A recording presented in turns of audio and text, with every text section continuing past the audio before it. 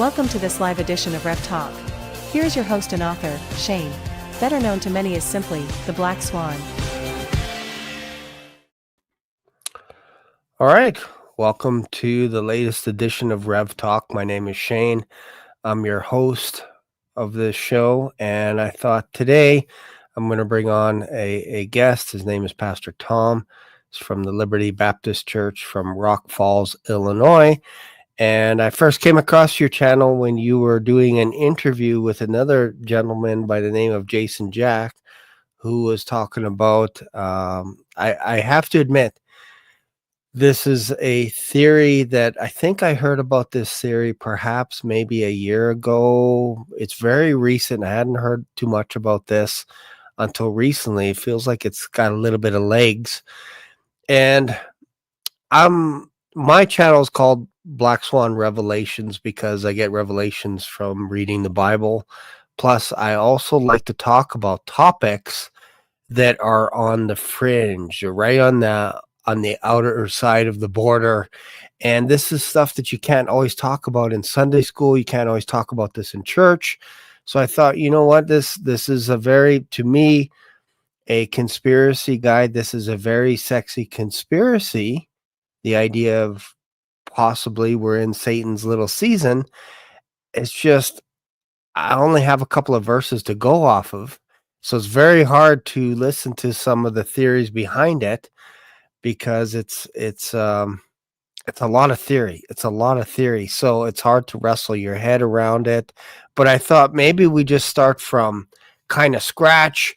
Maybe we can introduce yourself, who you are. Maybe I'll just ask you a few questions about who you are and perhaps how you heard about this theory as well, Satan's little season. So welcome to the show, Tommy.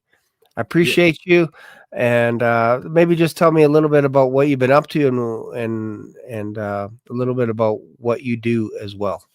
Yes. Well, yeah, I pastor the Liberty Baptist Church in Rock Falls, been pastoring it for almost 14 years. I come from a ministry family. My dad was a pastor, so I've been in church my whole life.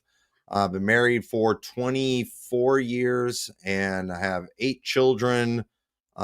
We just got our second daughter-in-law. We have 2 of our children married off. We have a Tommy, the 4th, on its way, and we're really excited about that, our first grandchild. So the Lord's been very good to us. And yeah, I love talking about prophecy. My podcast, that's the main thing we talk about. We talk about other things too, Bible related, but mostly prophecy, just because I think when it comes to Bible prophecy in the IFB world that I'm from, I think they have a lot wrong. And as a result of that, they've just kind of created an echo chamber where everybody's been repeating the same foolishness for a long time. And there's much better theories out there. There's much better teaching out there. And I think conversations on these different things are important. We need to be challenged.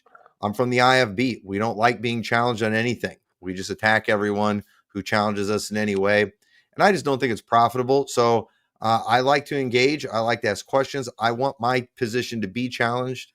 And so that's why I have these conversations. And I first heard about Satan's little season from Jason Jack. And I like him. I think he's a good guy. It's a fascinating theory, like you said, but I don't buy it. I really don't. And I hate to say that, but it's just true. And so looking forward to talking about it, though. Yeah. And I think the way perhaps to approach this is to be like, I hate saying this. I don't know how else to say it, the devil's advocate kind of thing. Yeah. So coming at it from the perspective on the side of Satan's little theory. So I thought maybe I would hit you with some of the top kind of ideas that are out there. And then we can kind of wrestle through this and say, you know what, this has my attention, or this is absolutely crazy, or whatever it is, right? Like, this is how I like to approach it, because we do this on our own over coffee. We do this as we go for a walk. Hey, what about, you ever heard about this theory or whatever it is? And then you spitball and you talk about it, and then you still part as friends because you can have a conversation as well. And again, this is why I thought I'd bring you onto the show, because we can share some of the thoughts that we have regarding this theory. And we don't have a dog in this fight, but I think it's always good to be able to have an answer as well, because there could be, perchance, there could be another conspiracy tomorrow or the next day or the next day. So eventually you got to be grounded in the Bible to go back and say, well, what does the Bible say? And without twisting it. Because, man, I tell you, you can take one verse, and if people can build a story around it, one verse only, anything is possible. So want to try and maintain being grounded. So, okay. So let me just, again, be on the dark side for a little bit, and then you got to pull me out of the dark side. So I think what got me kind of interested in the idea is some of the questions that probably will never be answered in our lifetime, and that is ancient structures. Mm-hmm. And they, I've heard people say, like these magnificent cathedrals that we don't know how we built them and all that, with horse and buggy and all this kind of stuff. And I've heard theories that they're aliens. Aliens built these ancient buildings. This is why the Tatarians or whatever, this is why they're here and all this. So I've always brushed that stuff aside when people say aliens built it. And then when they said, oh, this could be Christ's millennial kingdom, I'm like, okay, it's interesting, but I never heard of that before. I never heard of it, but that's kind of the first element, I think, that comes up in a conversation when you talk about Satan's little season is we're here because Christ's reign, his 1,000-year millennium kingdom already happened. And we have remnants of buildings that we don't even know how they got there. So I don't know what your thoughts are on that. Yeah, no, the ancient structures, it is a fascinating thing. I was just in Israel a few years ago, and I was just in awe of some of the structures that are there. And it's like, why don't we build things like this anymore? And we were just discussing it, how it does it. In many ways, it seems like it's a lost art. But I think there's several reasons for that. One of the reasons I don't think we build buildings that way is we have found other ways that are just better to do things. Yes, they're not going to last hundreds or thousands of years or anything like that, but at the same time, it's a whole lot cheaper. We want to be able to run electricity through these things. We want to be able to run water through these things. So we've just, because of our way of life that we live, it really doesn't make sense to build things in that way anymore. I don't see why we couldn't. And the reality is we have done that in pretty recent history. I was just in Chicago this week, and we were at the Shed Aquarium, which is a pretty cool structure. I don't know what year it was built, but it was in the last 100 years. We've got Washington, D.C. that has some pretty magnificent structures that were all built after Satan's little season. We have the Capitol building in Illinois is another very impressive structure that when you look at it, and they even have some pictures, and we actually know how they did some of the difficult things there, because there were some pretty large stones that they put up in really high places, and we actually know how they did it because there's I don't remember exactly.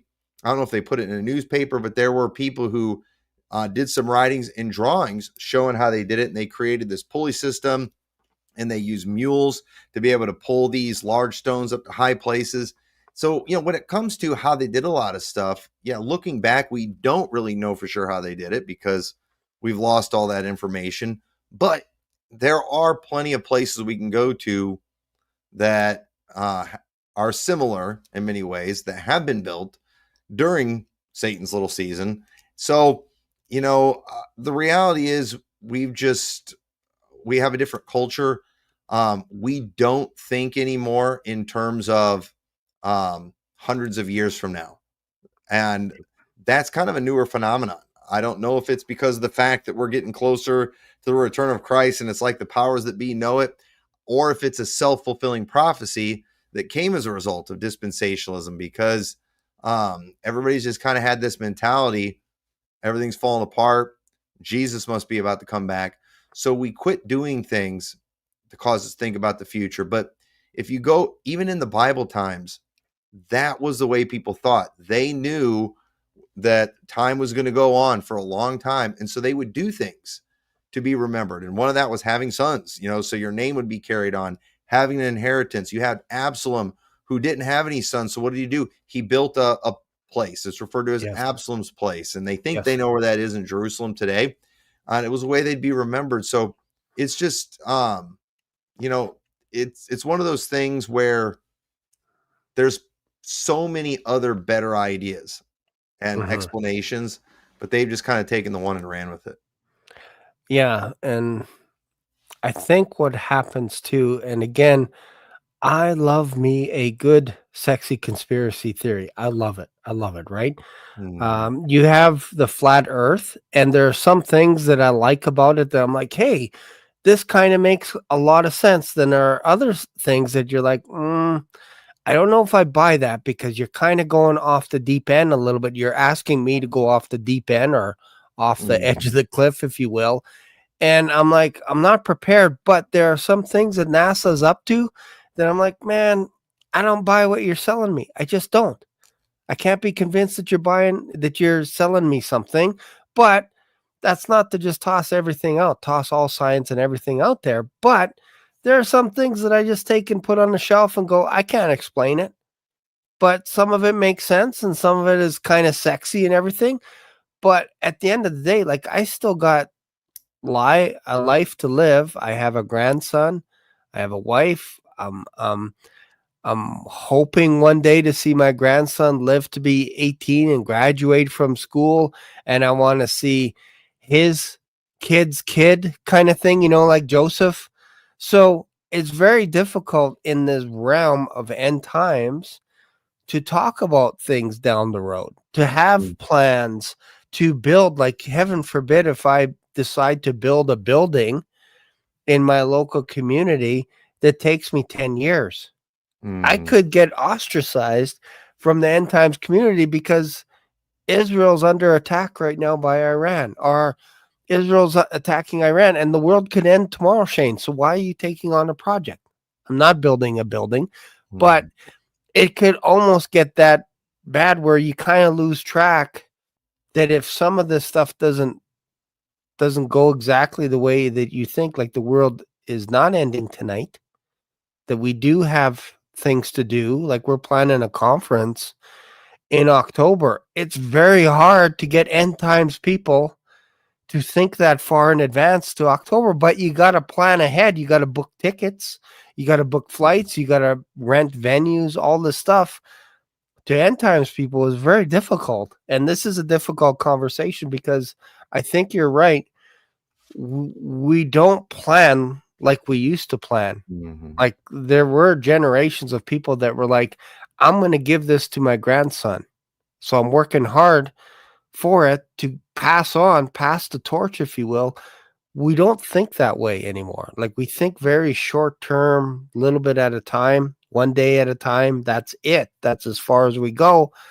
And if you look back in time, some of these projects are magnificent. They take 20, 30, 40, 80, 100 years to complete. That's unheard of.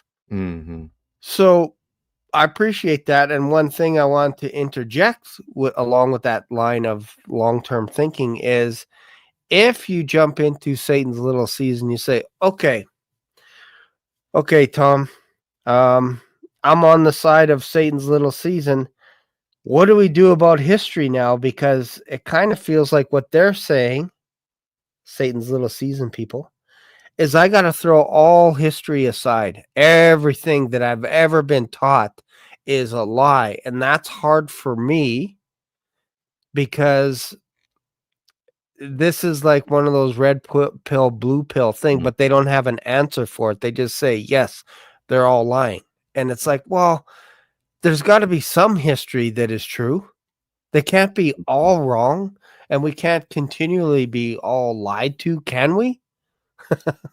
Right. Well, and that's the thing. My problem with this is, obviously we know they lie in history. They lie in the present. The victors are the ones who write the history books.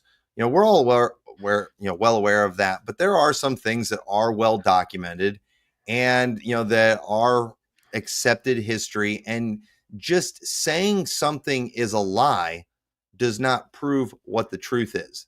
And so that's my problem with the Satan's little season theory, is obviously making a claim like that is going to cause people to have many, well, what about this? What about that? Well, that's a lie. Okay. But typically, if we're going to call something a lie, we have to know what the truth is, and we have to have some kind of proof of that truth, or proof this is a lie. And so usually, the answers to, why somebody's lying are a lot more simple. For example, in the flat earth world, they like to talk about how NASA lies. I agree with that. We were just, when we went to Chicago, we went to the Shed Aquarium. One thing I was well aware of when I went there is we were going to get hit hard with environmentalism. I mean, that's one of the big things they promote there. And we did, man, we got creamed, and they had just, a stereotypical liberal get up there wearing a mask and telling us, about dolphins and all that kind of stuff. But then they start preaching to us and preaching environmentalism. Now, why do they do that? They get funding. They get government funding to promote government religion, because the solution is always more government. NASA, it's the same way. You go watch anything about space. I've been to IMAX things. I've watched things about space, NASA, anything about space. And the reality is, the lie that they're pushing is that we're killing the planet. The solution is bigger government. And that's what happens with every organization that is government funded. They promote government religion, which basically creates a crisis, and they are the saviors of it. And so I don't see any evidence or any reason for them to lie about the shape of the earth. I feel like that theory also requires me to check my brain at the door. I don't see that. Here's what I see them preaching: environmentalism, more government. And so it's the same thing too with history. With history, we can look back, and there's enough documented things, even where we see some lies, it's not hard to figure out what the agenda was during that time. And usually, in light of kind of what the agenda was, you can get to what the truth was. And usually too, there's somebody that that's kind of fighting against the lie during that time. Fascinating thing too, people always will try to invoke Spurgeon in the religious world to talk about nobody ever believed like you guys do on whatever. And then they'll quote Spurgeon, where he is like, debunking people who believe like we do. And it's just like, well, wait a minute. If Spurgeon was fighting people like us back then, that means there was people like us back then during that time. So the way you can kind of find out what the truth is, listen to the way the powers that be were spinning things during that time. Listen to who they were talking against. And that's probably where you'll find the truth. So in the Satan's little season world, yeah, they want to say it's a lie, it's a lie, it's a lie. Okay, but that still doesn't prove what the truth is. And we have no evidence anywhere of anything like this ever being taught anywhere, promoted anywhere. You're saying it's all a cover up, but there's no evidence of a cover up. So it's too much. There's just way too much speculation with no proof. Yeah. Yeah, and I think that's the toughest part. Like, again, I love me a good, sexy conspiracy theory. Even 9/11 was sexy for a season as well. Like, the government's in on it, all the buildings and everything like that. But after a while, you're like, it gets pretty heavy, because then you're like, okay, the government is on puppet strings, and they're just out to get us all the time and everything. And I get it. It's got its appeal behind it.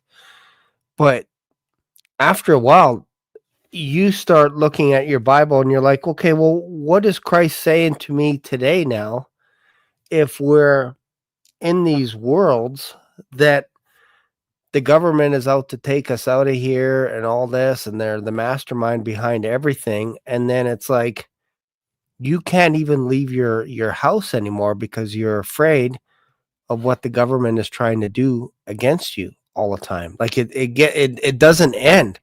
And what I find happens is, if you buy into all of these things, it's almost like isolationism begins to happen, where you're like, well, I'm seeing something in the Bible that 99% of the people don't see, so I'm going to stay home. I'm not going to go to church anymore. I'm not going to Mhm. fellowship, and I'm going to ignore verses that actually where Paul says, "Don't forsake the fellowship of the believer." I think it was him that said it. And so then they stay home, and then they look up more conspiracies, and then they don't want anything to do with their family because they can't stand their family because they're not saved.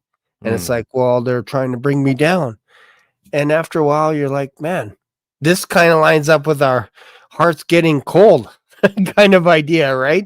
So I always try to check myself and go, what's God saying to me today, and dive into the Bible, because I can get lost in all the news and everything that's going on. And pretty soon you're just being consumed that Israel is going to be either destroyed instantaneously, or Iran is going to be destroyed tonight, or America is going to be nuked, or Russia is going to be nuked, or Ukraine. Like, it never ends.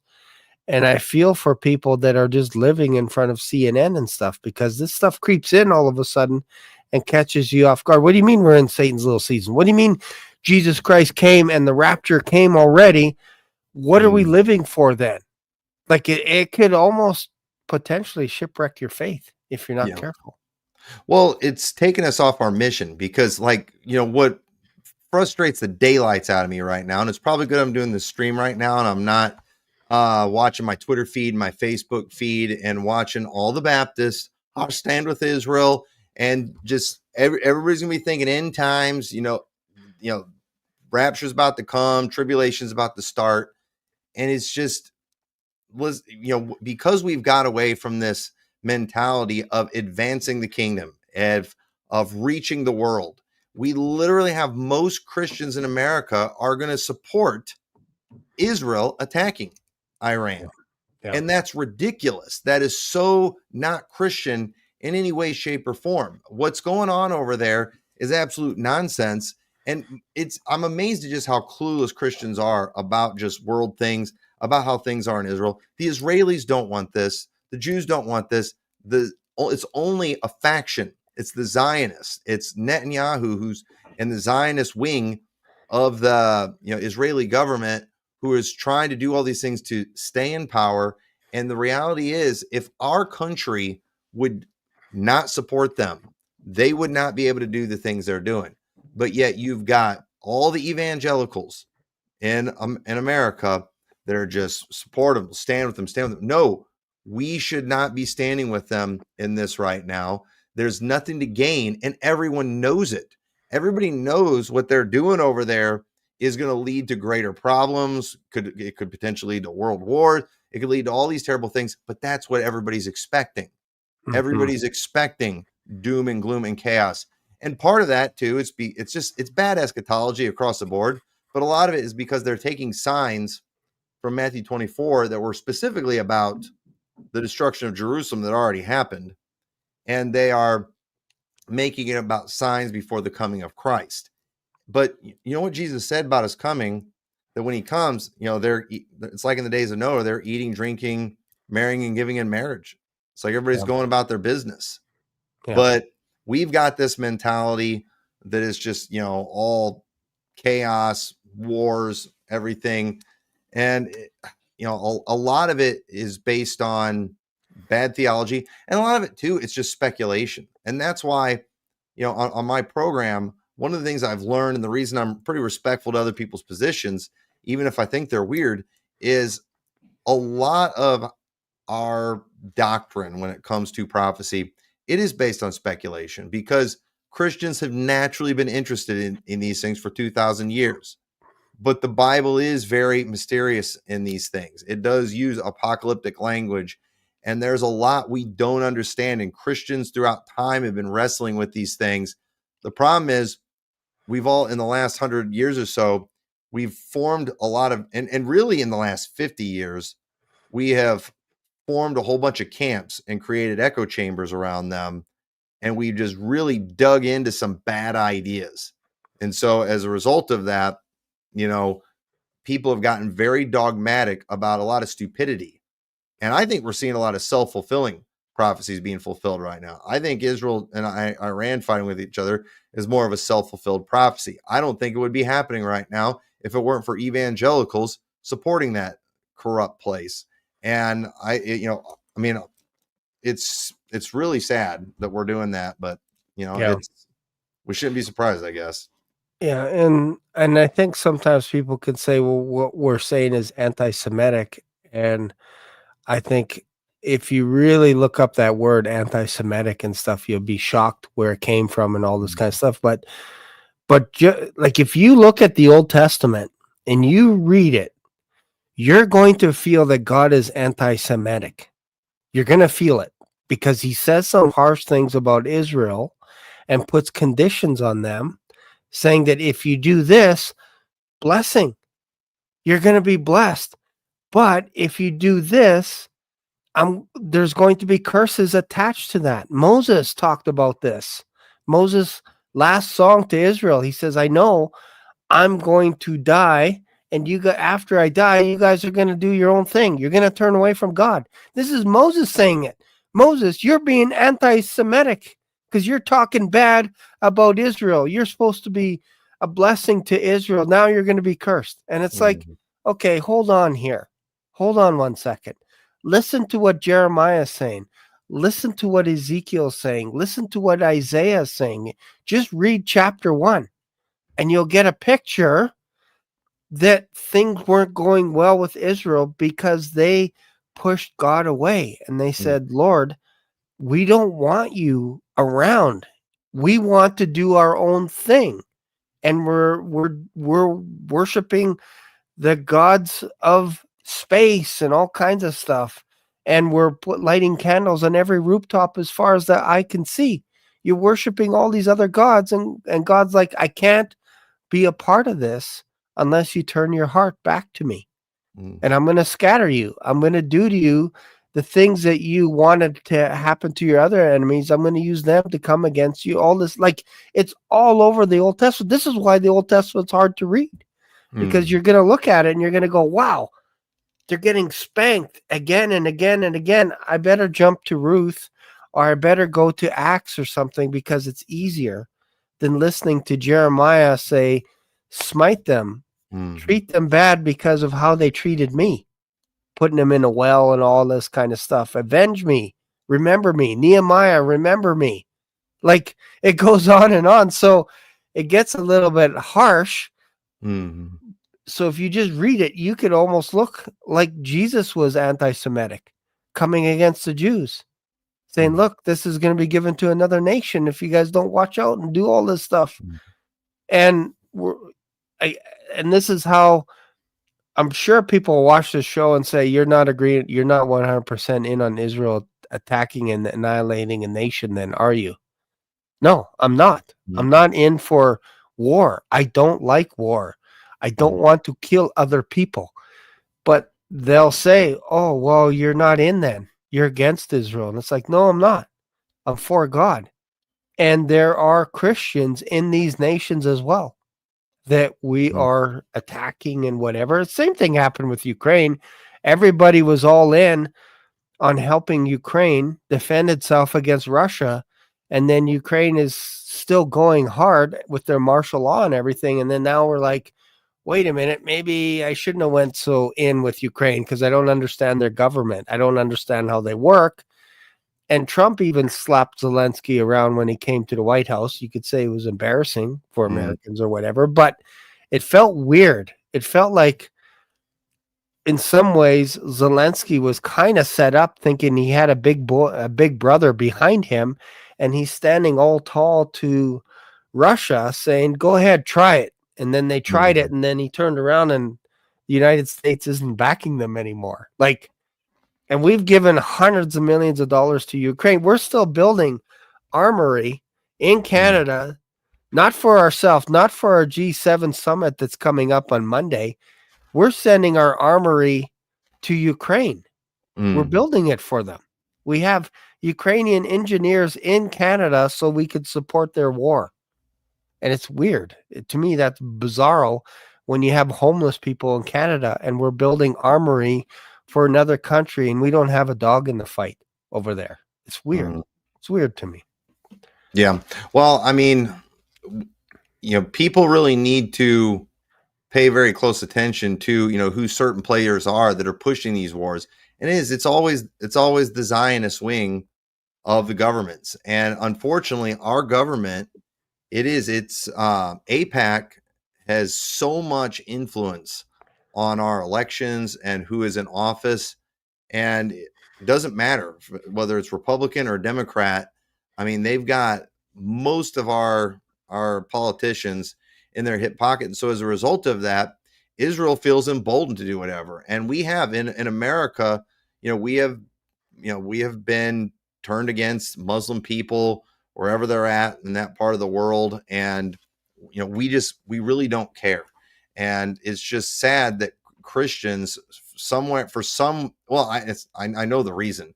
It's because of Zionist theology. We feel like we're being good to God's chosen people by hating their enemies. And it's like, we shouldn't be hating a group of people. We shouldn't be hating on Muslims. We shouldn't be hating on Middle Easterns. We should be thinking about what we can do to get the gospel in these places. But we have, in dark places in the world, we have gotten away from a mentality of what can we do to get in there and get light in these places. No, we're just like, let's let it all go to pot. It just means Jesus is about to come back. And that's just an unbiblical mentality. And thank God the early Christians didn't have that mentality. They went wherever they could go, and we should still be trying to do that kind of thing. And so I'm just disgusted by all of it. And I find it very frustrating. It's a result of bad eschatology. And it's amazing how people will throw out clear commands in the Bible that, couldn't be more clear.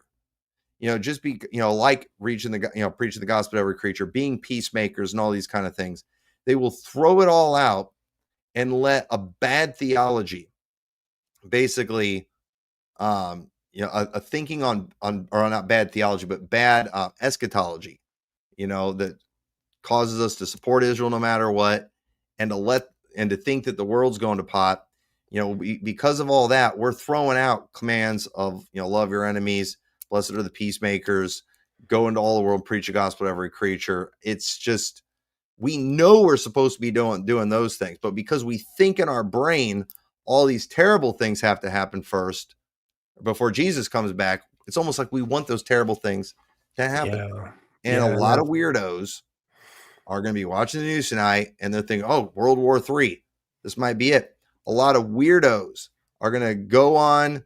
YouTube is going to fill up tonight with, this is it. We're about to enter the tribulation, World War III. And just, how many times are we going to do this song and dance? Every time Israel attacks anybody. They were doing this when they attacked Lebanon. They were doing it when they attacked Gaza.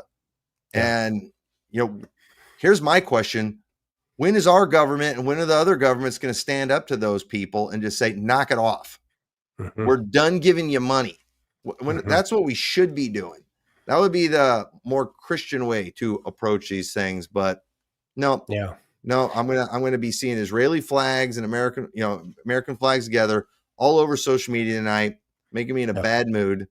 Well, I'm glad I'm on here to rant about it right now. Yeah. No, and again, like I think if we're going to use Bible, let's use Bible. God says, don't, and I'm paraphrasing, but don't cheer on that day. It's not going to be a fun day. Like, don't glory in it. Don't be like, I wish that day were here. I wish. Be careful. Be careful about that, because God said that's not good for you to say things like that, because it's the worst day in the history of mankind, and it won't be any worse after, and there's never a time before. So what are you actually wishing on people, instead of, man, we have a chance today to share the gospel with people. Look at our YouTube channel. We can share the gospel today with people from all over the world. And I do get some people from Ukraine. I get some people from South Korea and other places. And they're like, thank you for sharing the gospel on here. Mhm. And this is a beautiful thing that we can actually do. I don't wish, even if there are country enemies, I don't wish for them to get annihilated. It's weird. It's a weird Mhm. thought to smoke them out and kill them all and destroy them all. And it's like, well, what did they do to you Yeah. personally? Like what's caused you? And it almost goes back to Muhammad Ali in some ways. I remember him being interviewed where he was a draft dodger, if you will. He didn't want to go to Vietnam, Mhm. and they said, "Why don't you want to go to Vietnam?" And he says, "Well, no, nobody from Vietnam called me the N word." That's what he said, right? Mm. And it's like, oh, that's powerful. He's like, Mhm. why am I going there? Yeah. I'm being threatened here in my own back door. People are trying to kill me because I'm the greatest heavyweight boxer ever, and people are trying to take me out and all kinds of stuff. You have to have bodyguards and all kinds of things because people are throwing racial slurs at him.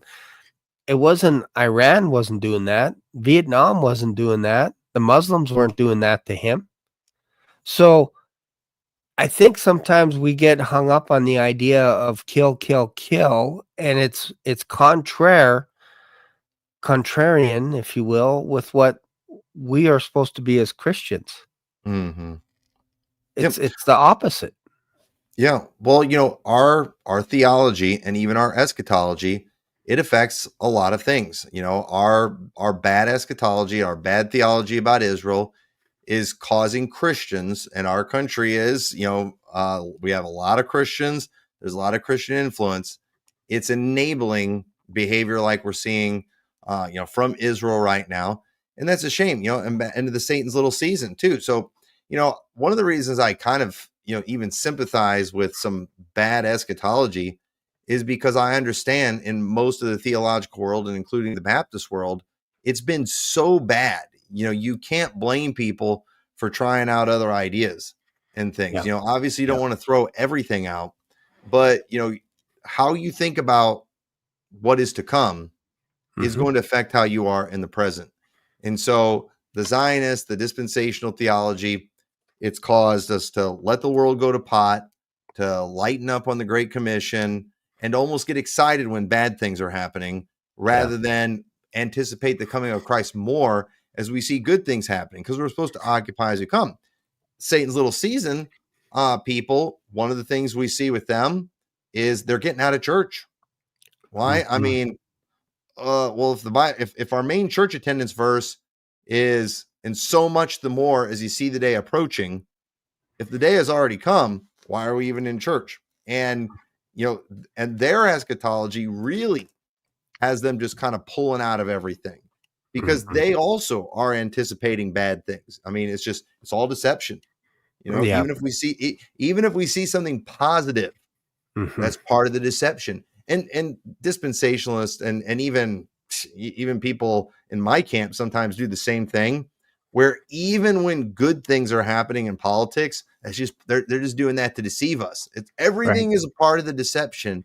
And it's Yeah. like, hey, what if God occasionally blesses a nation because they're advancing the gospel, because he's being good to his people that are there? I mean, look at Mhm. all the wonderful things that have happened in America. Mhm. And just most eschatology causes people to have a just negative attitude about everything. And Mhm. everything's part of the deception, everything's a lie, and we're just contrarian on Yeah. absolutely everything. Yeah. And it's such a negative way to live. It's such a negative outlook. And I just don't see anywhere in the scriptures where it supports us having that kind of attitude. Yeah. Yeah, it's I'm glad we're talking about this because sometimes you need a bit of a breather. You need a bit of a breather. Like I've been in end times, and I'm not saying to stop end time stuff, but when I read my Bible, and you can correct me if I'm wrong, I'm going to go a little black swanny for a second on you. Mhm. I kind of feel like I'm a big deal in the Bible. I kind of feel as a Christian, I'm a big deal. And this sounds prideful Mm, until you get to Paul's letters, and he says, we have seats in heavenly places. We are joint heirs in Christ. And this wasn't mentioned in the Old Testament. So if you're going to the Old Testament to try and figure out the mysteries of Paul that Paul got, you're going to get yourself into trouble because it ain't there. mhm, Jews weren't talking about us living in heaven or being joint heirs with the Messiah. They weren't. They weren't talking that way. It was only a revelation given to Paul where he's like, we are sealed by the Holy Spirit. It's a big deal. Christ died for our sins. That is the biggest deal that you can ever come up with. It's so big that God gave his only begotten son to die for us. mhm, So I don't take that lightly. I don't take the resurrection lightly. That is our foundation. And yet you have people that don't really understand the resurrection and how that's so important to our faith, but they'll dive into all these other things, but they won't read the whole Bible. mhm. Like Well, the stats are nutso when it comes to Christians not reading the entire Bible. It's off the yeah. charts. So Well, you mean you're 100% right. We are a big deal because we've been bought with a price. People often ask, how much is something worth? Well, it depends on what somebody will pay for it. Well, since the Son of God made the ultimate payment for our sins, then that itself makes us valuable. I mean, yeah. he paid such a high price, for us. In order for something to take us from him, they would have to outdo that. Well, that's not even possible. No. So not only have we been a great value has been put on us because of what Jesus Christ did for us, but a great power has been given to us, a great authority. When Jesus, before he ascended to heaven, he said, all power is given me in heaven and in earth. Go ye therefore and teach all nations. And we've just lost all our authority in our approach and how we are at just preaching the nations. Even when it comes to our soul winning today. And again, I am 100% for our soul winning, and we're right whenever we go from house to house and individual to individual, preaching them the gospel that will get them saved. But one of the things that we don't see a whole lot of today, that we see a lot of in the Bible, is whenever they would go into a city, they typically went to the leadership. They typically went and they're calling on everyone to repent. They're calling on, the authorities there. They're like, hey, you need to believe on Jesus Christ. You need to accept him. And so we're not just supposed to tell them how to get saved. We're supposed to tell them how to live, because Jesus Christ is king. He is going to judge the world because of their fornications, because of their idolatries. And we have every right as Christians. We have a responsibility as Christians to go places and say, hey, the sin has to stop, this idolatry, this murder, and we just, as Christians, we've just like given up, and we're just kind of in a fetal position, just, quietly, covertly, going behind the scenes and going from individual to individual. And I'm glad we're going for those individuals, but, let's in a big way, just go and call these people out, call our leaders out and say, what are you doing funding all these wars in these places? What are we doing funding and supporting wicked nations that are doing these land grabs and things? Israel does, this attitude, the land belongs to them. I probably shouldn't even get into that because I could talk about this forever, but here's my question for all you dispensationalists out there. Why do they need the land? Biblically explain to me why they need the land. And you know what you'll find out if you actually study your Bible on this subject?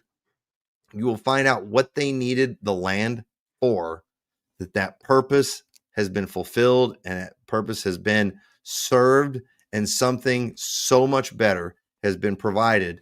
And to watch Christians support, Israel in seeking after that which is inferior, and not even doing anything to support them and encourage them to go after that which is better, is just mind-boggling to me.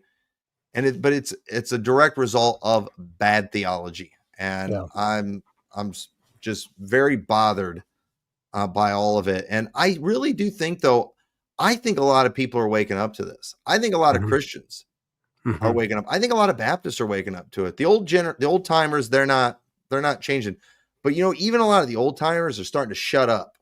And a lot of my generation is at least figuring out they better shut up. And you know what? All of you out there, you need to shut up if you're supporting Israel. You don't have to join me and stand against them if you're not ready yet. But in the meantime, until you study this out, until you figure it out, shut up about it. We've got to stop supporting these people. And I think it's possible that we could see a shift. I think it's possible that Zionism could fall. And I think that would be a wonderful thing if that happened. And you know what? It wouldn't mean our eschatology is wrong. It would, the basic premise of what we would believe and what we teach would still be right. Even if Israel ceased, and I don't want Israel to cease to exist because I don't want a bunch of people to die. Right. But even if they just went into a complete and total stalemate that lasted 500 years, kind of like it was before, just understand that that doesn't mess up our eschatology, except for in areas where we often try to interpret certain passages in light of today's events. Yeah. And we've got to stop doing that. All it's done is it's caused us to support foolishness. And so I'm against that. If you go into church history, you're going to come across early church fathers that are like, look, we're not trying to come against the Jews or anything like this. Just don't have anything to do with their religion, if you will, because we should just pity them because they didn't have their land. They got kicked out of their land. They lost their temple. They basically lost everything, and they're trying to celebrate the festivals outside of Jerusalem and all this stuff when they didn't have it. And it's like, don't go against them. Don't go and attack them or anything. Just pity them because they want that temple more than anything else. Talk to a Jew that is like an Orthodox Jew. If you tell them you're a Christian, walk into their synagogue and see how long you last. They will kick you out. They bring your New Testament that you're so proud of, bring it into a synagogue where it's all Orthodox Jews and watch how long you last. They'll kick you out. They don't want you to talk about Christ in their sanctuary, if you will. And if you go to Israel, you're going to run into pockets where if you're not careful, they could get mad at you, throw stones at you on the Sabbath or whatever it is, just for having a tour of the land. They don't want you there. They want money, but they don't want you there if you call yourself a Christian. They don't want to talk about Christ. Right. Well, I mean, yeah, there's different factions. I think most of them want you there because they want your money. They do just kind of see They us tolerate, yeah, but I'm just saying, like, annoyance. The extreme, they don't. If you get really to the core, they're like, you're blaspheming God because you're talking about Christ. That's Right. like, that's the core. But on the other side, the ones that are Messianic Jews, they're like, man, bring it on. Let's talk about Christ. Yeah. Let's talk about our Messiah, right? Right. Well, they do not like evangelism at all. And because they see their religion as not just a faith that you can change. It's connected to their DNA in their mind. It's like asking someone to change their skin color or something like that. You can't do that, and it's insulting to them. And so they have such a superior mentality, and just, us dogs walking around trying to tell them they need to change on something. They do just the level of disgust that they have for us. And it's like that in America too. We went to a Jewish neighborhood a couple of years ago and went soul winning out there, and just, in America, they know they can't do anything to us, but they also know they don't have to listen to us. And just the looks, the condensation, condemnation, maybe condemnation, and just disgust. It was just It was really off the charts. It's interesting because if you've never experienced it, you'd say you just have something against them. It's like, well, hang on here. They're tolerating us, but in deep down inside, they don't want to hear about Jesus Christ. They don't want to hear about your salvation story or anything like that. So once you understand that, I think you can approach it with that mindset, knowing that, hey, you're actually offending them by talking about Christ. So you have to go all the way back into the Bible and see, who did Jesus offend the most? It was the religious leaders, the Pharisees, the Sadducees, all this stuff. Who ended up stoning Paul and literally killing him and removing? It was the Jews that were attacking, and it was, thank God for a handful of Jews that reached out to the Gentiles, because that's how we get the gospel handed to us, is because of Paul, Barnabas, Silas, all these others that are actually preaching the gospel. Thank God for the Jews. But they had a hard time against their own peers. They had a very difficult time. And Jesus said, look, they're going to drag you into synagogues and before the magistrate, all this stuff. He wasn't talking about Romans doing that. He was talking about what was going to happen to Christians back then. They're going to hate you because of me. And if they hate me, they're going to hate you. So once you understand that's in the Bible, now you can go, okay, we're at a spiritual war right now. We're at a spiritual war. It's not about the person. It's about spiritual warfare. And if you're not reading the Bible, if you're not on your knees praying before you start your day, you're going to get slapped around by everyone. And there's going to be even more sexy conspiracy videos that you're going to buy into, or conspiracy theories, because you don't know your identity in Christ. You don't know how big of a deal you are, that Jesus died for the whole world. You don't get that part. So you're going to be looking at people and being angry at people, going, Lord, why don't you kill these people? Why don't you destroy this nation so that we can get taken out of here? That's contrary to the Father heart of God, to say things like, erase them so I could be with you and hold you. I want to hug you in heaven. I'm so sick of my neighbors. I hate them. I can't stand the disgusting sinners beside me. Take me out of here, please. I don't want to live here another day. Do you know how heartbreaking that would be, to hear thousands of Christians around North America saying, I hate where I'm at right now. Take me out of here. You're basically saying I'm no good to anyone here. I can't be of service to you. So take me out of here. I want to go to heaven.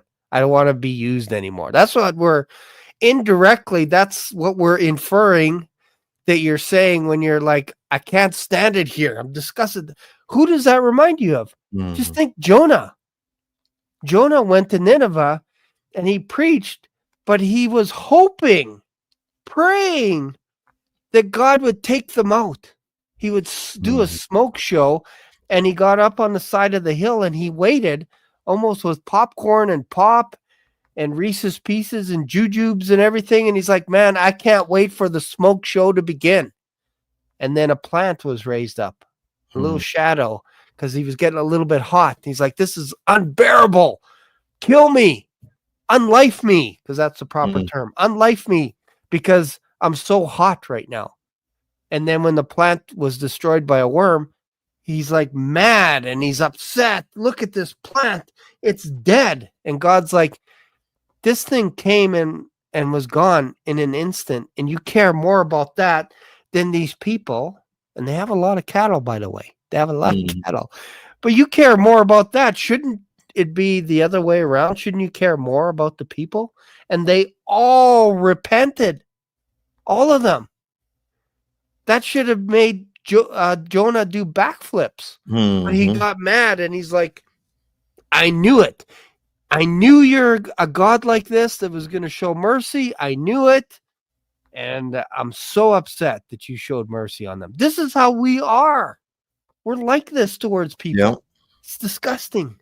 Yeah, no, it's an absolute shame, and it is, and it's a very self-serving thing. Al Jazeera actually, they did a documentary maybe a year or so ago called "Praying for Armageddon," and this was not done by Christians. The person that did it was definitely not a Christian, but it was actually accurate in how it was portraying Christians, where it was showing how we have a belief that a time of great tribulation is going to come, and all these terrible things are going to happen to the Jews, and yet, but at the same time, our support of Zionism, we believe is going to lead to that. But in our theology, and when I say our, I mean in the evangelical world in general, our attitude is, yes, we're going to help Israel get the land, get their temple built, all these things. And then horrible things are going to happen to them. Yeah. But we won't be here. We'll be gone. It's insane because it is. That's how we're looking at it. Right. We're like, okay, I'm going to give you money to build your temple because I know the Antichrist is going to come in and sit down, and 2/3 of you is going to get destroyed. But here's the thing about that too. We do that because we don't know these people. It's like, wait a minute. You really want these people. You say you love these people, but yet you're okay with all that happening to them. But again, and I get it. If the Bible said that had to happen, like they're saying, well, then it's going to happen. But it's still bad. So where are we commanded to help the bad come? I know. If we're right about how the mark of the beast is going to play out, why would we support the coming of the mark of the beast? We should be standing against that. And here's the thing. We were told to occupy till he comes. Yeah. Jesus prayed, Lord, I pray not that thou shouldst take them out of the world, but thou shouldst keep them from the evil. So we all understand we're here because we're supposed to be evangelizing. So shouldn't our attitude be that when Jesus comes back, there be as many saved as possible, that we're as busy as can be, that we're succeeding in all of these things? But no, it's like our attitude is we're just constantly praying, Lord, get us out of here. Lord, get us out of this mess. Hey, how about we try making the world a better place? Yeah. But because our theology says it's all got to be falling apart before Jesus comes back, we're almost letting it fall apart. But that's not what theology shows. Theology shows Christianity growing, but tares growing as well. Of course, the world is always going to be bad and things are going to be horrible there. But that doesn't mean there can't be some bright spots in our history. That doesn't mean there can't be some good places where things are great. We've had a really good run here in America. I'm thankful for that. I hope we can continue that. I'm glad our founding fathers, when things were getting bad under King George, weren't just like, well, it's just a sign of the times. Why fight a revolution? You know what? Might as well just roll over and take it. No, they were trying to accomplish something. They were trying to build something, and they succeeded. And it's been good for us. It's been good for the world because we've kind of become the leader in evangelizing and missions, and we should still keep pushing for that. So our world is going to pot, but let's try making it better. And that's what we've actually been called to do. And when Jesus said, teaching them to observe all things, he also said, lo, I'm with you always. And I think that fact that he's going to be with us ought to cause us to think, hey, we can do this. We can be successful. But no, our attitude is, well, he's going to be with us as we're just, getting the tar beat out of us, as we're failing. No, we can do better. Yep. And I think if we're going to use Bible, let's use Bible. God said to Abraham that in a few years, what's going to happen to the nation is they're going to go into Egypt and they're going to be there for a while, but I'm going to bring them out after like 4 generations or whatever, 400 years, give or take. And they're going to come out. If you were sticking to the theory of it's really bad, Egypt is really bad and wicked, there would be no need for Joseph at all. But yet here we have Joseph that was put in prison, and we have visions given to a pharaoh saying, I'm gonna this area is going to experience famine. Mhm. So he's given this vision to Pharaoh. Pharaoh didn't understand it. He wasn't a Christian. He wasn't a Jew. And God is speaking in a dream to Pharaoh, and he comes to Joseph, and Joseph says, I'm going to give you the interpretation. It's not me. God's the interpreter of dreams, but here's what's going to happen. 7 years of plenty, 7 years of bad, and you should find somebody that's pretty wise that can manage all this stuff. And here's how you need to manage it. You need to charge 20%. Anybody bringing stuff, put that in the storehouse, do this, that. And Pharaoh's looking around going, is there anyone else? Like, why don't we just hire this guy? And he promoted him to the top of the food chain in Egypt, a pagan society that worshiped gods like no one else. They basically invented the whole idea of worshiping other gods. They perfected it. And yet Joseph is the top of the food chain, second in command only to Pharaoh. Pharaoh was only higher by name, but everything else, whatever Joseph wanted and said, they would do it. And if they didn't, they probably could get killed for disobeying an order by Joseph. So if we're using the mentality today that we're out of here, so let's just let this thing go to hell in a handbasket, search the scriptures. Did you see anything like that happen? Instead, it kind of looks like God was promoting people where they were at. Think about Daniel. We preach Daniel all the time about the Antichrist and everything, but Daniel was promoted to the top of the food chain in Babylon, the most wicked nation arguably on earth. And yet Daniel was there doing his job, going to work every day. And so I think there is something about occupying and being comfortable with the idea of living to be a ripe old age. Like, I hope I live to 120. I kind of doubt it, because I had a little bit too much fast food in my time. But I don't mind the idea of seeing my grandson's kids. I honestly don't. I look forward to watching them graduate from college. All this stuff. I want more grandchildren, not less, because the world is ending tonight. Like, that's my mindset, but it's contrary in the world of end times, because people are like, no, I'm sick of this place. And I might get comments here. Like, I'm scared to open up the comments. I haven't looked at the comments because I know what I'm going to see, especially at the beginning, is we're out of here. We're out of here. We're out of here. Don't plan for tomorrow. Don't plan anything. And it's like, well, if you wake up tomorrow morning, then what? Then what now? You're going to just restart it again and say, we're out of here tonight? Like, that gets old on people that you're trying to win over for Christ. If you think you're going to win them over by saying the world's ending tonight, that fear of God and fire and thunder, I get it.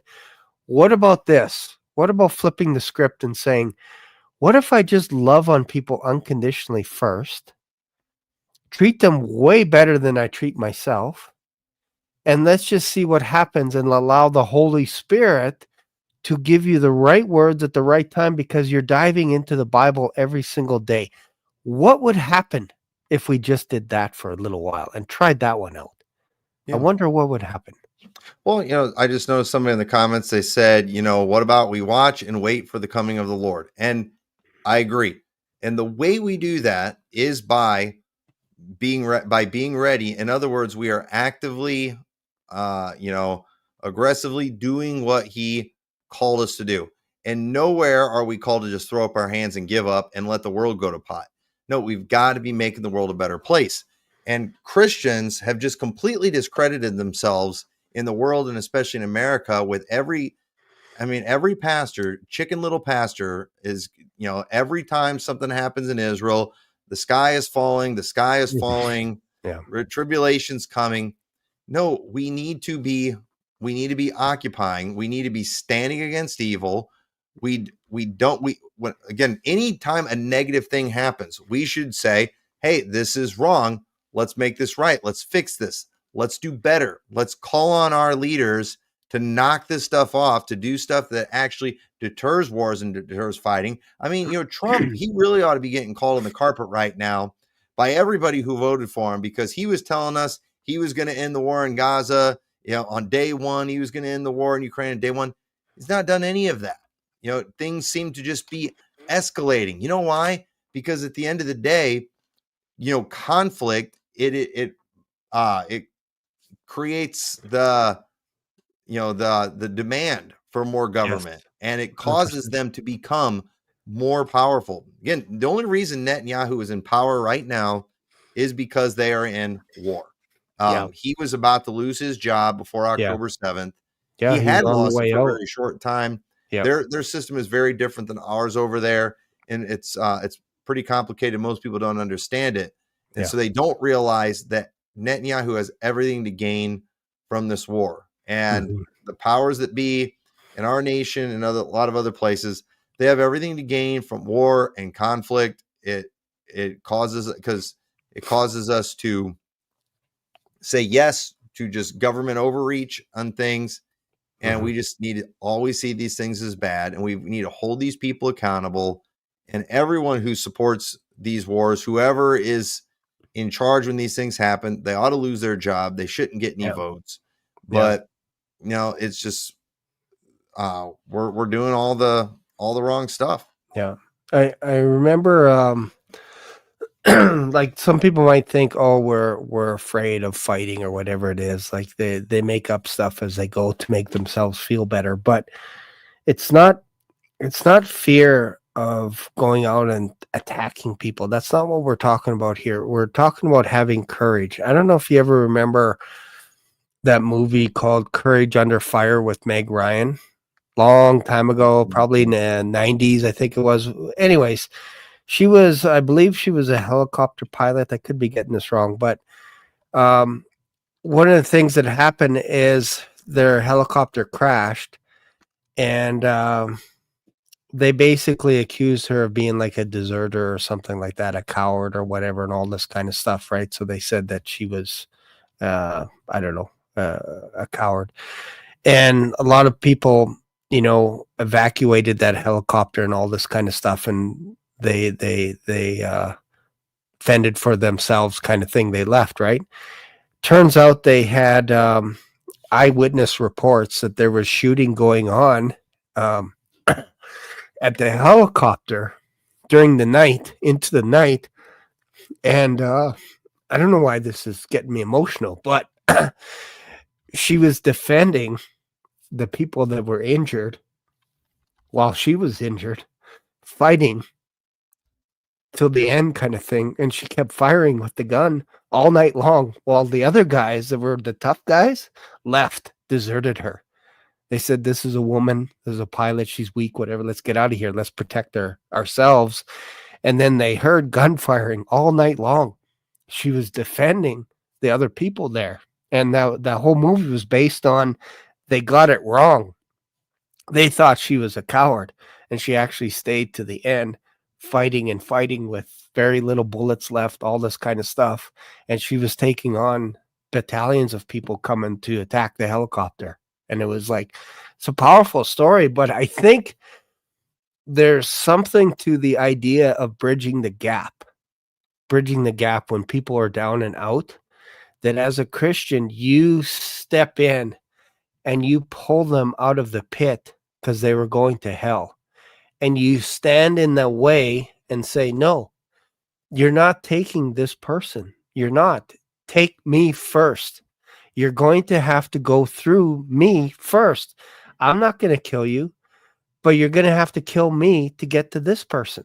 That's, to me, how Christians should live their life. Is if you want to talk about courage and being courageous, you defend the helpless, the weak, the widows, the poor, the homeless. You give them a helping hand and you lift them up when everyone else is writing them off.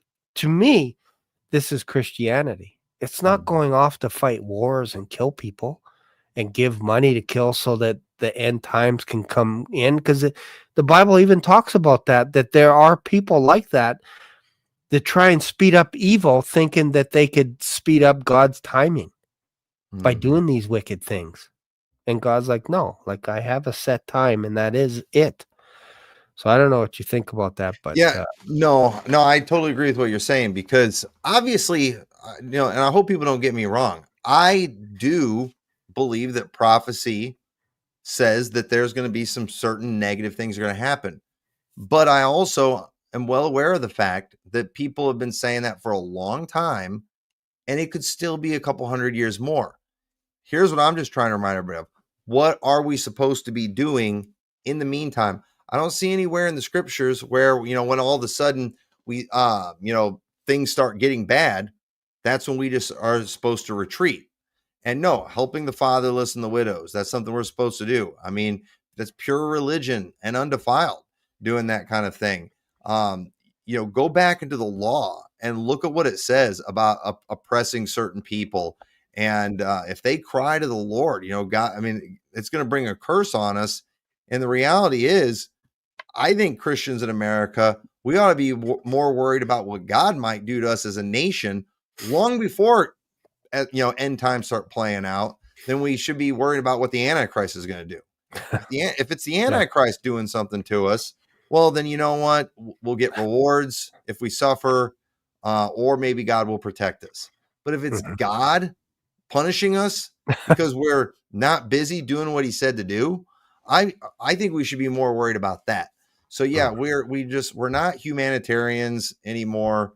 We're not anti-war, and it's just most Christians, they're going to watch a news night, and they're going to get a little excited because Jesus is coming back. Well, listen, I'm excited about Jesus coming back, but I want to be excited about Jesus coming back because I'm doing good and I believe he's going to be pleased with me and what I've accomplished. When I was a kid and my mom would give me a certain amount of time and she's like, I'm going to check and see if you got your room clean. I was, when I would get it clean and ready and I knew I'd done a good job, I was anxious for her to come and check up on what I had done. But when I was being lazy, when I was slacking off, when I wasn't doing things right, I wasn't excited about it then. And you know what? Christians shouldn't be that excited about it right now because we're doing a pretty sorry job in a lot of areas. And so, again, the biblical approach that we ought to be taking is getting excited about Christ. We should be more excited about Christ coming when we're doing good, when we're succeeding, when we're seeing revivals, when we're seeing good things take place in the world. That should get us more excited about the coming of Christ. We shouldn't get more excited when things are falling apart. That's not the attitude. And this is going to be one more thing that's going to cause a lot of Christians to just kind of check out because they think we're just about done.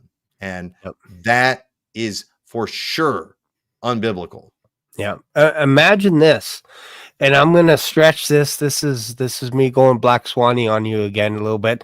I'm taking it to the extreme, okay? So I need you to rope me back in. Imagine this. What happens if we get caught red-handed by God doing something good when he comes back?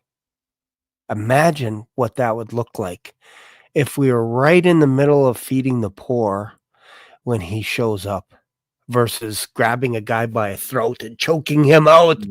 Heathen, get out of here. I don't know, man. I think that's where you want to be. You want to be caught reading your Bible in the morning. You want to be caught in church.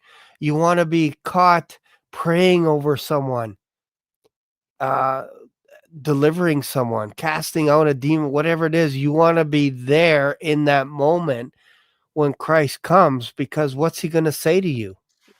Well done, thou good and faithful servant. Like, he caught you red-handed, because we've been caught doing other things in our past, red-handed, places that we shouldn't be, people we shouldn't be with, things we shouldn't be doing. We've been caught. So why not get caught for the right thing, doing the right thing instead of, right? Like, it flips it. Well, I'm going extreme. But if watching everything fall apart and the world all go to pot is like, a sign that Jesus is about to come back and all that, it's like, why were we warned about being caught sleeping when he returns. Hmm. And maybe that's the way they're going to sleep, just in just kind of giving up and doing nothing. Maybe we've been thinking about sleeping as just, oh, I wasn't aware of what was taking place, rather than I wasn't doing what I was supposed to do. I had checked out and, I was just doing nothing. So I don't know, maybe, I'm not positive about this, but maybe the way that he's going to find people sleeping, they were well aware that he was about ready to come back. But the problem was they were doing absolutely nothing. Yeah. So, I don't know. I'm just saying we have had a million false alarms that the end was nigh. A million. And again, the end's eventually going to come. But one thing that has been consistent throughout it all is that we're always supposed to be actively advancing the kingdom of God. And so let's just keep doing that. And part of advancing the kingdom of God is being peacemakers, and not warmongers. And so let's do that. And Zionism is one of the biggest things that turns Christians into warmongers. And that's just not that's not biblical Christianity, and it's not even historical Christianity. Yeah. So, this is really it's got to stop. Mm-hmm. Yeah, it's interesting when you think about just occupying. Like if you go, if we go to the Bible and you think about Jesus' stories, the hardest hitting stories were when he would say, um, a, a king went away and then he came back. And the ones that were counted as wicked were the ones that said, I think we have more time. He's not coming. So I'm going to beat this guy. I'm going to beat this servant. I'm going to rob this person, choke him out or whatever. And all of a sudden, that's when the master shows up. And he never says good things about them. Like, oh, I'm so happy you're beating up one of my servants. Like, that's amazing. Wow. Who knew you had that in you? Instead, it's like, you wicked and unfaithful servant, cast them out where there's weeping and gnashing of teeth. You could do a whole series in Greek, in Hebrew, in Latin, in Swahili, and I could tell you in English, weeping and gnashing of teeth is not a good thing. I don't need to understand any other language. Yeah. I just need to know English. That's bad news, to get cast into outer darkness because you thought you had more time and you're beating the king's servant. Yeah. Well, one thing that we have in common with the Satan's Little Season people is both of our, the futurist and the Satan's Little Season people, it's a very pessimistic, and we're doing nothing about all the evil that's going on in the world because we're all expecting everything to fall apart. So for the Satan's Little Season people, it's all the deception. It's all the deception. Everything's bad. Churches are corrupt. Everything's a lie. And then, for a lot of us in the futurist world, it's just like all leading to Antichrist. It's all going to go to pot. It's all going to fail. Everything's going to keep getting worse. Nothing's going to get better anywhere. And just none of that is a biblical mentality. And on both sides, it takes us away from the commands for the present. That's more important. And I love prophecy, and I love talking about prophecy. Yeah. But sometimes people, they get so into what is to come, they completely neglect what they are supposed to be doing in the present. Yeah. And understand, one of the things I used to tell teenagers all the time when I was a youth director is, teenagers often make the mistake of thinking so much about their adult years that they, and about what God's will was for their future, they would often ignore what God's will was for them in the present. It's like, hey, you want to know the best way to find the right person to marry? Be in God's will today. Be doing what God wants you to do today. You're more likely to find the right job while actively doing the will of God. So here's some things, we know we're supposed to be doing. Be in church, be evangelizing, be living godly, be obedient to your parents, be learning, be doing all these things. And if you'll do those things, if you'll just every day get up saying, I'm going to follow my instructions that I have from God today. If you do that, you are way more likely to end up in the right place 5, 10, 20 years from now. But a lot of young people, they have this mentality. They just sit around thinking so much about 20 years from now. They're doing nothing today. Yeah. And you know what? That's for sure not God's will. And so obviously, I want to be in the right place. I want to be doing the right things whenever everything goes down. Yeah. For sure. But I am almost positive that if I am not doing what God has called me to do today, I will not be in the right place. I will not be doing the right things. I want to be aware of what's going on when it all starts going down. I hope the Lord makes it clear, but sure. I don't know if he will or not. But if he does, I think he's going to more likely to make it clear to those who are right with him during that time. And so if I'm not right with God now, I'm probably, there's a good chance I won't be right with him whenever that happens. So we've got to get back to focusing a whole lot more on what we've been called to do today. And I know a lot of Christians who line up with me on eschatology, and they're very critical and nasty to people who disagree with them, and we all like to pick on the pre-tribbers and stuff, but some of these people are just downright ungodly. And it's like, you aren't doing anything God commanded you to do today. Yeah. But yet you think you're better than all these other people who are at least following the present commands. Yeah. But maybe they're wrong about the future.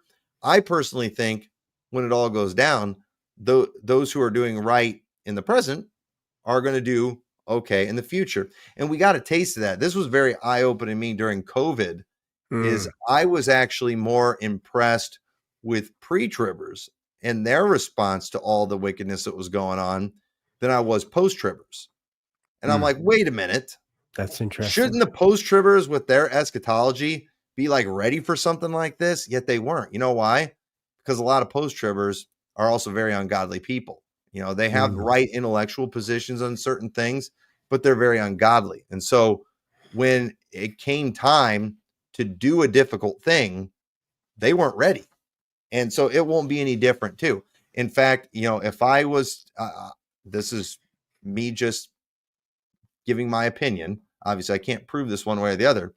But if the tribulation were to start tomorrow, I think a lot of pre-tribbers will do a whole lot better in it than a lot of post-tribbers, just because a lot of them are presently doing what God wants them to do a whole lot more than post-tribbers are. Yeah, it's an interesting thing because I've often thought about that. Like I believe in a pre-trib rapture. So I look at it from the perspective, like, as I've been blasted by post-tribbers saying, you're not preparing for the tribulation then. You're not preparing to go in bunkers and to have meat stored up and guns. You're not trained with hand pistols. You can't use a gun on your left or your right or shotguns or whatever. You're going to get mutilated the second that happens. You're not preparing. And meanwhile, I'm like, you know what?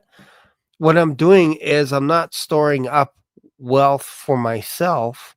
Instead, what I'm doing is I'm building a community with my neighbors saying, hey, if anything happens to you guys, let me know and I'll help you out. If your truck gets stuck somewhere in a ditch, let me know. I'll help you out. If you need food, here's the combo to my house or whatever, and that kind of stuff. Obviously, I don't tell them the combo today, but I'm just saying, I'm just saying that, like, if you need something, I'm there for you. I think that wins people over versus saying, don't come near me because you don't know what's in my house. I could have a Doberman. I could have a Dachshund. Dachshunds are pretty deadly. They act like Dobermans. They're little teeny weeny, but that doesn't win people over when times get tough.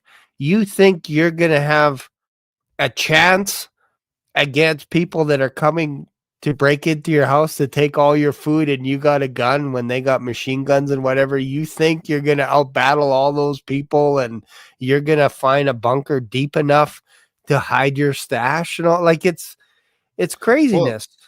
Yeah. Well, back to present commands. Take no thought for the morrow shall take thought for the things of itself. Lay not up for yourself treasures on earth where moth and rust doth corrupt, where thieves break through and steal. And when Jesus said that, I don't see where he said, now do this until you start seeing the tribulation coming. And then when you see that, then the rules all change. Yeah. And so again, and I do, I said, I'm a post-trib person, but even if I am convinced the tribulation is about to come, I don't see where there was an expiration date on the commands that Jesus gave. I feel like the Bible's clear, whether you're pre, mid, or post-trib, whatever, that the commands apply until he comes and takes us out of here.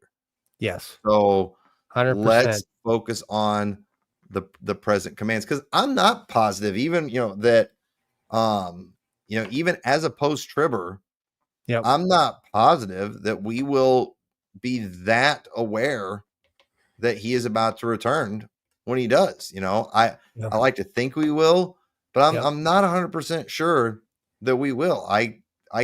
There's too many warnings for people to just about, us sleeping and all that, which tells me it's possible.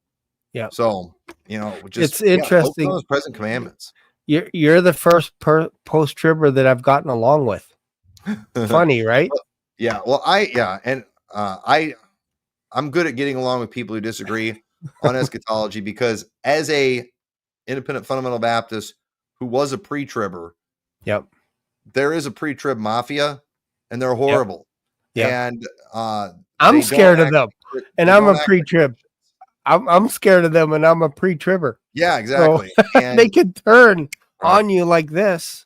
Yeah, so it's one of those things, after you get gang stomped, you kind of rethink some things, and the reality is, and I figured this out before I ever got attacked, that when it comes, and I've learned it even more in recent years, that when it comes to eschatology, again, it's mysterious for a reason, and there are things that are clear, that are what I believe are fundamental.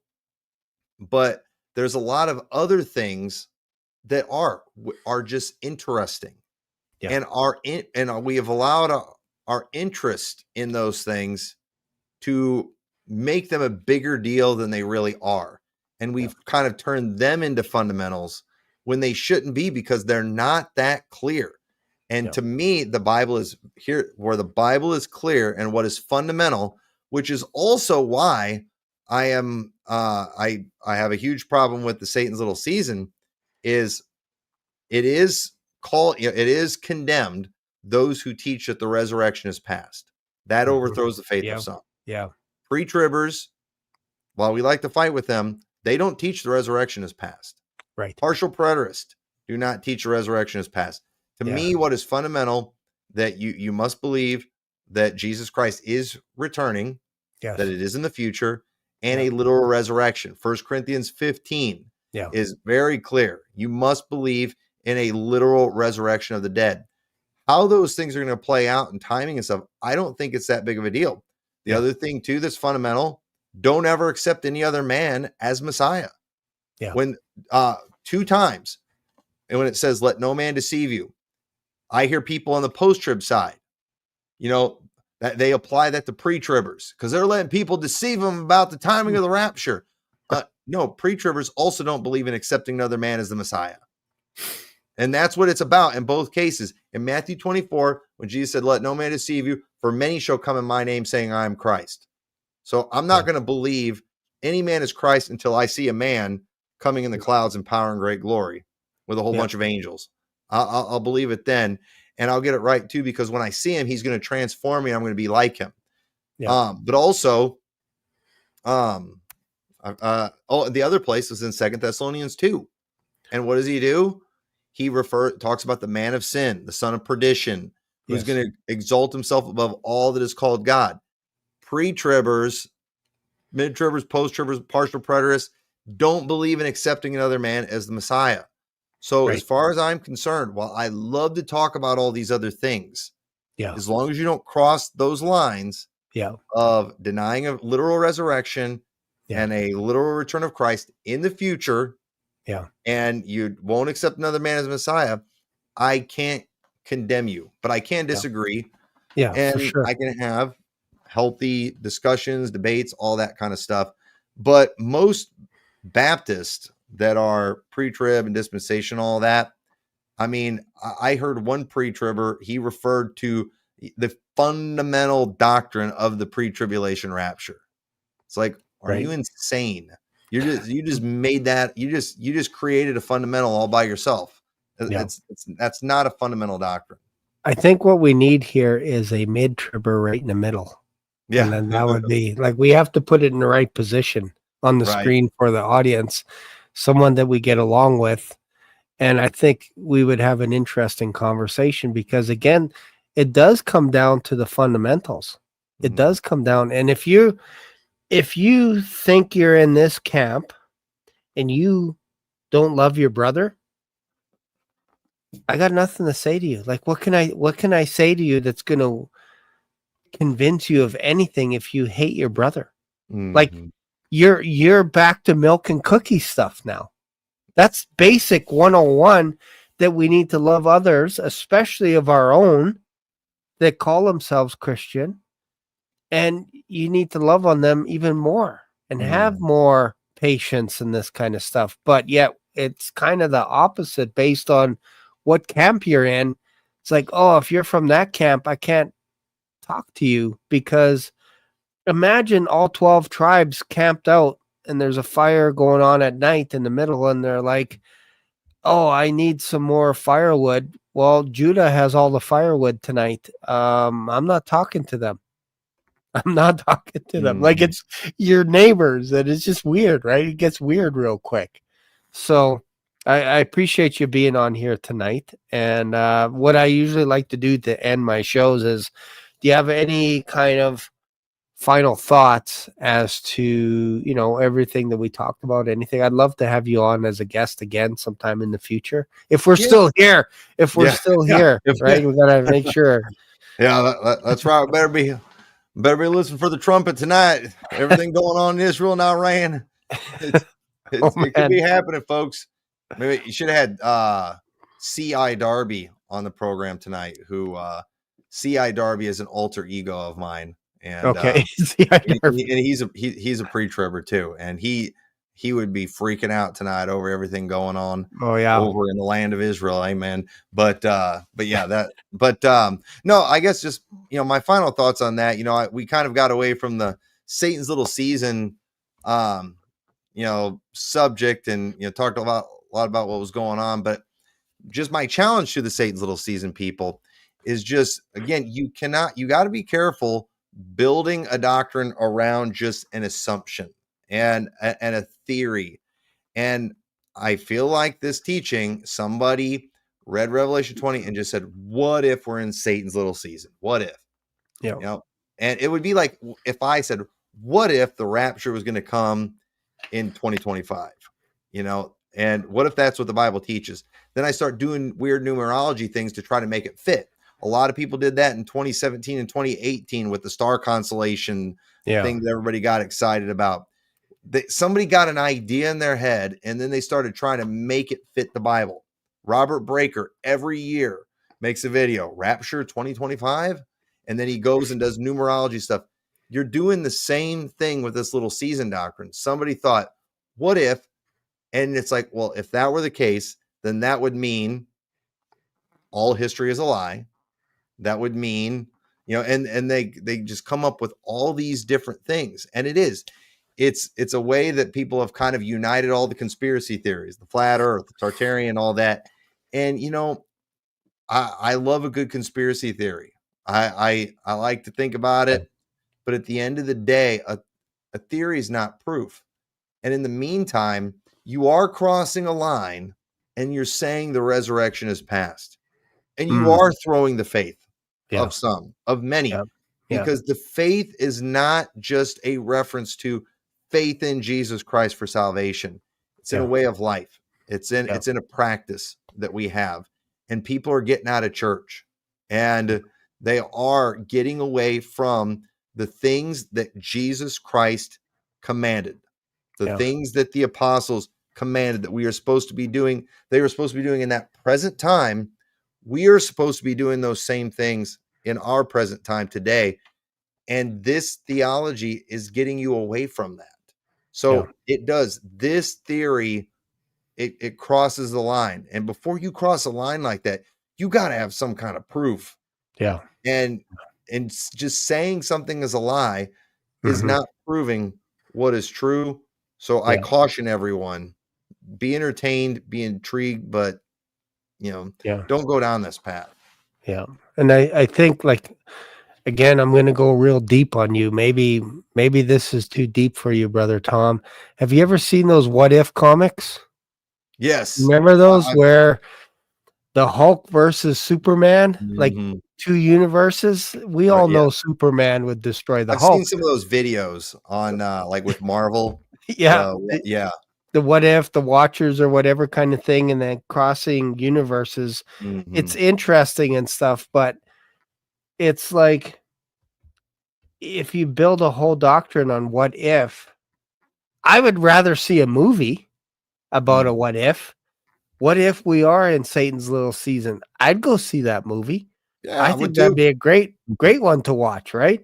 So because it's radically new, and it's radically hard to prove either way. Like, it's very difficult because you don't have a lot of verses. But I could see where they're going with some of it for sure. And I don't want to create another show, but I could see their point. Like, everybody has a point kind of thing, right? Until somebody else brings up, oh, but what about this? Then you're like, oh yeah, you're right. That cancels everything, right? Yep. So you got to be careful, like you said, not to shipwreck people's faith as well, right? It's okay to explore, go down these rabbit holes. But what I suggest to people is tie a rope around your waist. And then when you dive in, have a friend that can pull you out. Just have a friend that can pull you out in case you're too deep. So, but thank you for being on the show. I really appreciate you spending the time. It flew by. It was pretty fun. Yeah. Thanks for having me. Yeah. Thank you very much. And I hope the audience got something out of this show as well. It's a little bit different format. I created the show. It used to be called Rev 5, where we'd have 5, 6, 7 people on. So I changed the format a little bit to have maybe 2, 3 people on, so we could actually have a conversation instead of just 5 panelists fighting over each other to try and get something in, get a monologue in or something, right? So I hope the audience appreciates this a little bit more. But again, thank you. And let's do it again sometime in the future. Yes, absolutely. And if you don't mind sticking around in the background, I'll just say goodbye to everyone. All righty. All right. That was Pastor Tommy. You can go look up his channel. Oh, one thing I forgot to ask. What is your YouTube channel? Yeah. So my prophecy one it's the Spirit of Prophecy 1611. Okay. And then I have my preaching channel is if you do youtube.com/Give Me Liberty Baptist or Liberty Baptist Church of Rock Falls. You'll find it that way. Okay, cool. Yeah, so go check him out, subscribe to his channel, check out his videos. And I'll put you in the back again. So that was Pastor Tom. So I appreciated him coming on the show, and it's always nice to get a different perspective as well. I think iron sharpens iron, and I hope we sharpen each other tonight, and the audience as well, because it's good to have conversations like this.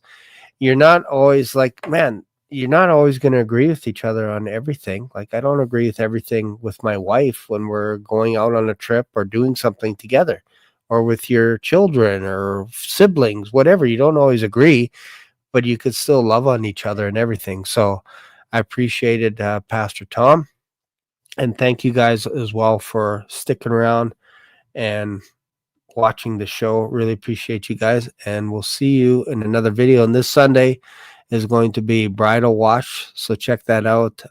The gals are going to be doing a show on Sunday because it's Father's Day. I won't be having a Rev Talk. So thanks again. See you guys later. Bye for now. Black Swan Revelations here on YouTube brought you today's mind-bending journey. Dive into the discussion, your comments, questions, prayer requests, and powerful testimonies of Jesus' love are what fuel this community. Did today's episode hit home? Smash that like button. New here? Subscribe and ring the notification bell so you never miss a live stream or a video upload. Thanks for being part of today's adventure. Catch you in the next video, or maybe even in the clouds. Stay curious, stay blessed.